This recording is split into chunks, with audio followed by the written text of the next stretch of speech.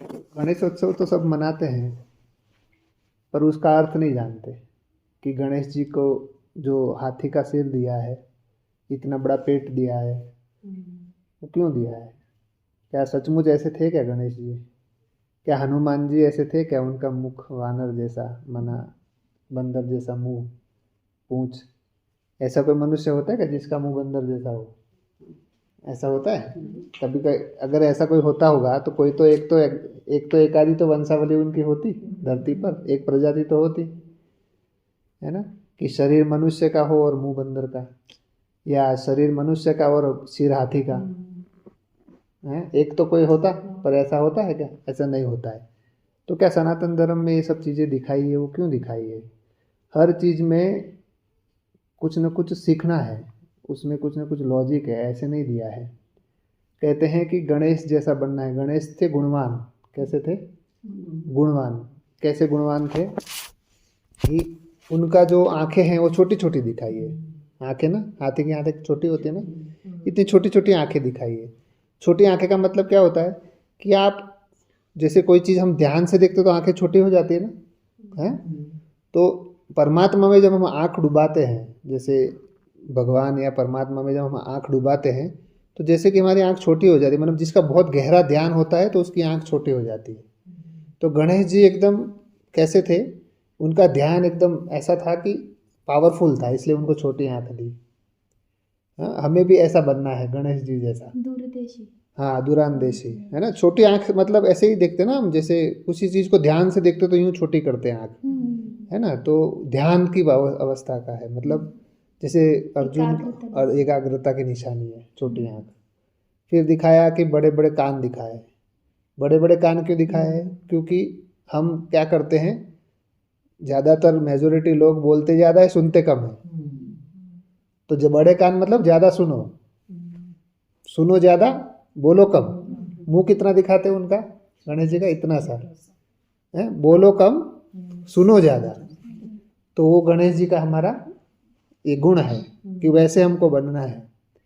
फिर फिर क्या दिखाते हैं? बड़ा पेट दिखाते। पहली बार सुना बड़ा पेट दिखाते, इतना बड़ा पेट। अब इतने छोटे बच्चे का इतना बड़ा पेट। पर हमें वो क्या है, वो एक सिंबॉलिक चीज़ है कि बड़ा पेट माना कोई भी बात आती है, हम जैसे किसी की बात इधर की उधर चुगली कर देते हैं, उधर की बात उधर कर देते हैं, मतलब हमारा पेट छोटा है। जैसे किसी ने बोला कि एक बात आपको मैं बता रहा हूँ, आप किसी को मत बताना, और आपने जा करके दूसरों को बता देंगे, तो मतलब आपका पेट कितना है? छोटा सा है। तो गणेश जी का बड़ा पेट क्यों दिखाते? कि वो हर चीज़ को संभाल लेते थे, सारी बातों को संभाल लेते थे। जैसे किसी ने किसी के बारे में बोला तो उसको संभाल लेना है, ना कि उसको जाके बताएंगे तो क्या होगा, वो दोनों के बीच में झगड़ा हो जाएगा ना। अच्छा, मेरे बारे में ऐसे बोल रहे थे, मतलब आपने क्या किया? आप गणेश नहीं बने, क्या बने? आप शकुनी बन गए या मंथरा बन गए, है ना? मंथरा क्या करती थी? इधर की बात उधर लगा देना। और शकुनी भी यही करते थे। तो पुरुष अपने आप को शकुनी समझे, जो स्त्री अगर इधर की बात उधर करती है तो वो अपने आप को मंथरा का टाइटल लगा दे, खुद ही लगा दे। तो हमें कैसे बनना है? गणेश जैसा बड़ा पेट वाला, माना सारी बातों को संभाल लेना है। हम्म? फिर क्या दिखाते हैं गणेश जी को? बड़ी सी सूंड दिखाते हैं, इतनी बड़ी सूंड दिखाते हैं, लंबी सी। उसका क्या सिंबॉलिक है? वो पेड़ भी हिला देता है और बच्चे को भी उठा लेता है। हाँ मतलब हाँ दोनों हाँ का कर्तव्य करता है। हाँ। और सूंड क्यों बड़ी दी? इतना बड़ा सूंड दिया है। वो, सूंघ लेता है, हाँ, हर चीज़ को भांप लेता भाप लेता है ना? तो हमें भी कैसा, ऐसी हमारी परख शक्ति होनी चाहिए कि हम हर चीज़ को भांप लें, इसलिए बड़ी सूंड दिखाती है ना? तो हमें गणेश जी जैसा बनना है ना कि गणेश जी को 6-7 दिन रखा और जा करके नदी में विसर्जित किया। विसर्जित भी कैसे करते हैं? आज वीडियो आप यूट्यूब में देखो, आते हैं कहीं पैर कटा हुआ गणेश जी का उधर पड़ा है, कभी मुंह इधर पड़ा है, कभी आधा दबा हुआ, कभी आधा कीचड़ में दबा हुआ, ऐसे नदी में होता है ना। तो क्या जिस भगवान की हमने इतने 6 दिन 5 दिन 2 दिन 7 दिन पूजा की और उसको फिर नदी में जाके, ठीक है क्या? है ना? ये ठीक लग रहा है आपको? नहीं। हाँ, तो दिल में बसाना है। जैसे जगदम्बा अम्बे माँ का जब वो होता है नवरात्र, तब भी लोग ऐसे ही करते, 7 दिन 9 दिन रखते, 9 दिन के बाद उसको वो भी वहाँ पे वैसे कर देते। तो ये हमें उनको कहाँ मन में बनाना है उनको, और विसर्जित कहाँ करना है? विसर्जित हमारे अंदर करना है। विसर्जित माना उनके गुणों को हमारे अंदर विसर्जित कर दो, हमारे अंदर उनके गुणों को विसर्जित कर दो। तो ये हो गया गणेश जी, है ना। अब दिखाते हैं हनुमान जी। उन क्या बोलते हैं कि वानर, क्या बोलते हैं, वानर। अब वानर एक प्रजाति, एक जैसे कि वा माना वन, नर माना मनुष्य। जो वन में रहने वाले मनुष्य है उनको वानर कहते थे पहले, जो वन में रहते, वन माना जंगल में, है ना, जंगलों में जो रहते थे उनको वानर कहा जाता है। वा माना वन और नर माना मनुष्य। वन में रहने वाला मनुष्य को वानर कहा जाता है। अब धीरे धीरे क्या हुआ, वानर हम बंदर को भी कहते हैं, है ना, क्योंकि बंदर भी जंगलों में रहते हैं। तो अगर वो मनुष्य नहीं होते तो नर नहीं लगाते ना। वानर माना वन, नर माना मनुष्य, जंगल में रहने वाले मनुष्य। तो जिस श्री राम जी ने जंगल में रहने वाले मनुष्यों की मदद ली थी, किसकी मदद ली थी? हाँ, अब बंदरों की कोई मदद, बंदर कभी मदद कर सकते क्या? है? हम जाते हैं ऊपर, बंदर तो हाथ में जैसे भी छीन ले लेते, चश्मा भी छीन लेते हैं, मोबाइल भी छीन लेते, टोपी छीन लेते हैं, वो मदद करेंगे? वो तो चंचल होते हैं ना। बंदरों में सबसे ज़्यादा क्रोध होता है। क्या होता है? सबसे ज़्यादा क्रोध होता है। क्या है, हनुमान जी में सबसे ज़्यादा क्रोध था क्या? नहीं था। बंदर जी में सबसे ज़्यादा काम वासना होती है। क्या हनुमान जी काम वासना वाले थे क्या? वो ब्रह्मचारी थे, है ना। फिर बंदर में सबसे ज़्यादा क्या होता है? लोभ होता है। खाते हैं गुर्राते हैं। हाँ, लोभ मतलब कि जैसे हर चीज़ को इकट्ठा यहाँ गले में रखता है ना, इधर इकट्ठा करके रखता है। तो लोभ भी सबसे ज़्यादा, लोभ अगर किसी प्रजाति में है तो वो बंदर में है। और मोह, सबसे ज़्यादा मोह बंदर में होता है। क्यों? उसका बच्चा भी मर जाता है ना, तो भी सड़ा हुआ भी लेके घूमती रहती है। अभी उस पल ही परसों में हमने देखा था, इधर पीछे एक पूरा सड़ गया था, बच्चा मर गया था, पूरा हड्डी आके फिर भी लेके घूम रही थी ना, वो इतना बदबू आ रहा था। तो सबसे ज़्यादा मोह उसके अंदर होता है। तो बंदरों में तो पांचों विकार, काम, क्रोध भी बहुत होता है उसके अंदर, है ना। कितना क्रोध है, थोड़ा यूं करो तो मारने आता है। काम, क्रोध, लोभ, मोह और अहंकार। अहंकार भी कितना, थोड़ा भी झुकता है? आप थोड़ा भी ऐसे करोगे तो थोड़ा सा भी झुकेगा नहीं। पांचों विकारों से भरपूर होता है। तो क्या हनुमान जी ऐसे थे क्या? नहीं थे। हनुमान जी कैसे थे? हनुमान जी तो बोलते हैं ना, विद्यावान गुणी अतु चातुर, विद्या वाले थे, मतलब उनके अंदर बहुत विद्या थी। हाँ, विद्या माना ज्ञान था बहुत, हाँ, बुद्धिमान थे। विद्यावान गुणी अतु चातुर, है ना, अति चतुर थे, गुणी थे, ऐसे थे हनुमान जी। तो क्या उनको बंदर का मुख देना ठीक रहेगा? है ना। तो उस समय जैसे उन्होंने दिया, परंतु वो क्यों दिया? क्योंकि वानर शब्द के आधार से उन्होंने बंदर का मुख दे दिया। वास्तव में वो गुणवान थे, अति चतुर थे, बहुत बलवान थे, पांचों विकारों से ग्रसित नहीं थे। तो वानर शब्द के कारण उनको बंदर का, असल में वन में रहने वाले जो नर थे, वह माना वन, नर माना मनुष्य। वन में रहने वाले मनुष्य को उन्होंने, वानर को सही से समझा नहीं और उन्होंने क्या डाल दिया? बंदर का मुख दे दिया। तो बंदर ने कोई श्री राम को मदद नहीं की थी, वन में रहने वाले ऐसे मनुष्य थे, उनके द्वारा उन्होंने मदद लेकर के रावण पे चढ़ाई किया था। तो ये रहस्य है वानर, गणेश का और हनुमान जी का। हाँ, हनुमान जी को कहते हैं रुद्र अवतार है वो। रुद्र माना कौन? शिव शंकर को रुद्र कहते हैं। तो कहते हैं कि शंकर जी का अवतार है हनुमान जी। हाँ, तो भगवान रुद्र है, और रुद्र के अवतार ऐसे हो सकते क्या? बंदर जैसे होंगे क्या? है, हाँ, ये कह सकते हैं कि जन्म लेते लेते लेते वो बंदर बन जाते हैं। बंदर जैसी, जैसे मुख तो मनुष्य का है पर सीरत बंदर की है। कैसे? कई बहुत ज़्यादा कोई उछल कूद करता है तो उसको बोलते हैं कि ये तो बंदर है, ऐसे बोलते हैं ना? नहीं बोलते? जैसे कोई ज़्यादा बच्चा है या कोई ज़्यादा उछल कूद करता है तो उसको बोलते हैं तो बंदर जैसा है। तो बंदर एक सिंबॉलिक चीज़ है।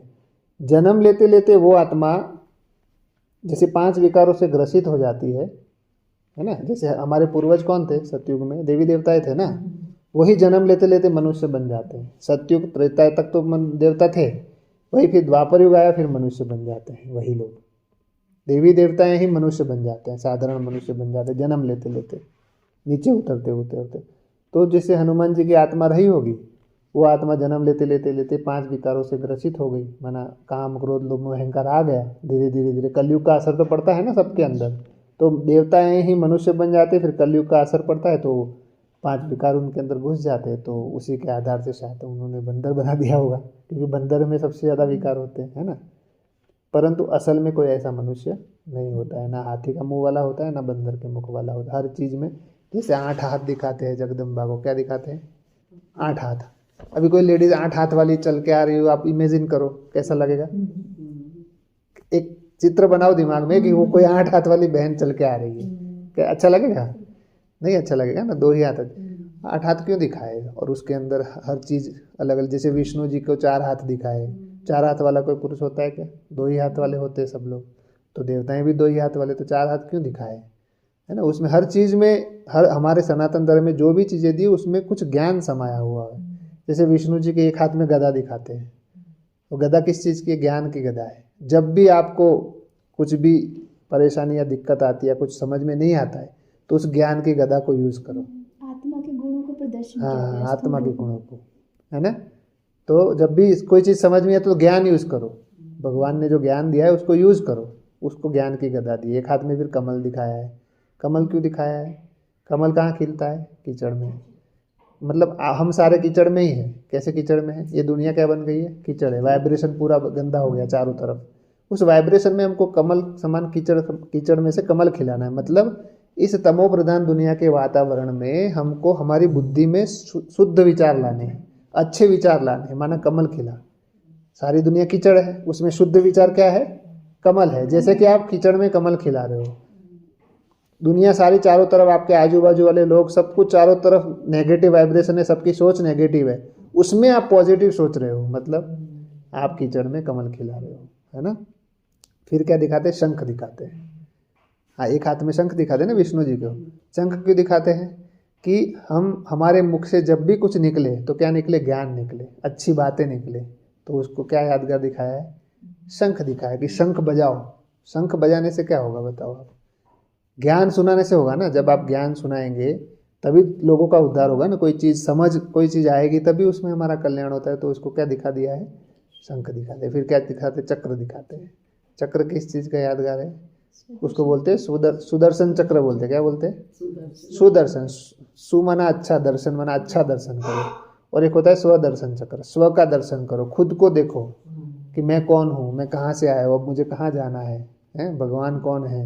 यह हो गया खुद का दर्शन करना, अपना आत्मा का दर्शन करना मेडिटेशन के द्वारा। अपने आप को जानना कि मैं कहाँ मिस्टेक कर रहा हूँ, कहाँ मैं सही हूँ, और उस मिस्टेक को दूर करना, उसको क्या कहेंगे? स्वदर्शन, खुद का दर्शन माने अंतर्मुखी, है ना।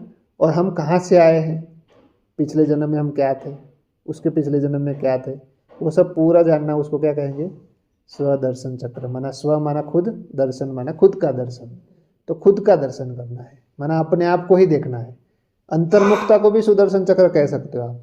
जैसे हम खुद को देख रहे हो, किसी और को कौन क्या करे क्या नहीं, मुझे कुछ लेना देना नहीं, मुझे ठीक से चलना है, मुझे से अच्छे व्यवहार करना है, मुझे अच्छा बोलना है, मुझे अच्छी सोच रखनी है, ये हो गया स्वदर्शन चक्र। तो उसके हाथ में स्वदर्शन चक्र, उससे देखते स्वदर्शन चक्र से गले काट देते थे। किस चीज़ का गला कटता था?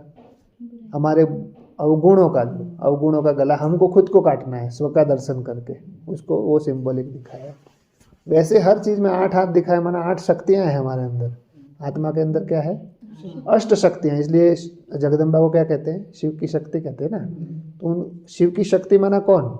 हम सब शिव की शक्ति है। माना पुरुष की आत्मा भी शिव की शक्ति है और स्त्री की आत्मा भी शिव की शक्ति है, सब शिव की शक्तियाँ हैं। तो जो अष्ट शक्तियाँ हैं वो हमको धारण करनी है ना। उसके बारे में डिटेल में हम बाद में कभी चर्चा करेंगे कि अष्ट शक्तियाँ कौन कौन सी है। जो 8 शक्तियों का आधार हाथ दिखाया है। जैसे कि हम हमारे घर में जैसे 4 बच्चे हैं किसी के, तो एक बच्चा बहुत अच्छा है, पिता को बहुत मदद करता है, तो उसको क्या बोलते हैं? ये मेरा राइट हैंड है, ऐसे बोलते हैं ना। क्या सचमुच वो हाथ है क्या? हाथ नहीं है ना, पर क्या बोलते हैं? राइट हैंड है। तो हैंड को क्या बोला? ताकत बोला। तो ये जो 8 हाथ दिखाया जगदम्बा को, वो 8 हैंड माना 8 शक्तियाँ है ना। जैसे उनकी ताकत है ना, पिता की ताकत है, जो 4 बच्चों में से एक बच्चा ज़्यादा मदद करे तो उसको बोलते हैं मेरा राइट हैंड है ना। तो वो ताकत बन गया उनकी। तो अष्ट शक्तियाँ क्या है? ताकत है। शक्ति माना ताकत है। वो शक्ति, उसी की यादगार में उन्होंने 8 हाथ दिखाए। वास्तव में कोई ऐसे 8 हाथ वाले नहीं होते, 8 शक्तियाँ होती हैं हमारे अंदर। उसको इसलिए फिर बोलते हैं हजार भुजा वाला भगवान, ऐसे बोलते हैं ना, 1000 हाथ वाला भगवान नहीं बोलते, सुना है आपने? हजार हाथ वाला भगवान। तो 1000 हाथ भगवान को 1000 हाथ है क्या? नहीं, ऐसी 1000 आत्माएं होती है जो भगवान को दुनिया में स्वर्ग लाने में मदद करती है। भगवान के लिए वो खड़ी हो जाती है। जब कलयुग, घोर कलयुग आता है तो सतयुग लाने में ऐसी 1000 आत्माएं जो होती है वो भगवान का हाथ बनती है। जैसे राइट हैंड बोलते हैं ना, वैसे 1000 हाथ माना 1000 आत्माएं ऐसी होती है जो भगवान को सतयुग लाने में, स्वर्ग लाने में मदद करती है। इसी के लिए उसका गाया गया है कि 1000 हाथ वाला भगवान, है ना। तो आत्मा को भी हैंड कहा जाता है। जैसे मैंने बताया ना अभी, जैसे मेरा राइट हैंड है ना, तो राइट वो हाथ नहीं होता है परंतु मददगार होता है। वैसे ही सिंबॉलिक दी, हर चीज़ में लॉजिक है। सनातन धर्म बहुत पावरफुल धर्म है। इस धर्म में सारी बातें लॉजिकल है, ऐसे ही कुछ भी नहीं दिया है। कई लोग तो जैसे फॉरेन में जाते हैं, उनको गणेश जी का फोटो बोलते तो क्या बोलते हैं मालूम है वो लोग? एलिफेंट गॉड, ऐसे बोलते हैं, एलिफेंट गॉड। हनुमान जी को बोलते मंकी गॉड, ऐसे बोलते हैं। बोले ये भारत इंडियन का मंकी गॉड है या एलिफेंट गॉड, ऐसे बोलते हैं। हमने सुना है ये चीज़, क्योंकि फॉरेनर्स आते हैं ना हमारे उधर, हम देख उनसे मिले हैं तो वो ऐसे ही बोलते हैं, मंकी गॉड है या एलिफेंट गॉड है। तो उनको भी समझ नहीं है, वैसे हमारे धर्म वालों को भी समझ नहीं है ना। जैसे कोई दूसरे धर्म वाले तो मजाक भी उड़ाते हैं, देखो ये तो जानवरों की भी पूजा करते, पर हर चीज़ में कुछ ना कुछ लॉजिक है, समझने की बातें हैं। बस समझने का और समझाने का बाबा बोलते खीर चाहिए। ठीक है। ओम नमः शिवाय।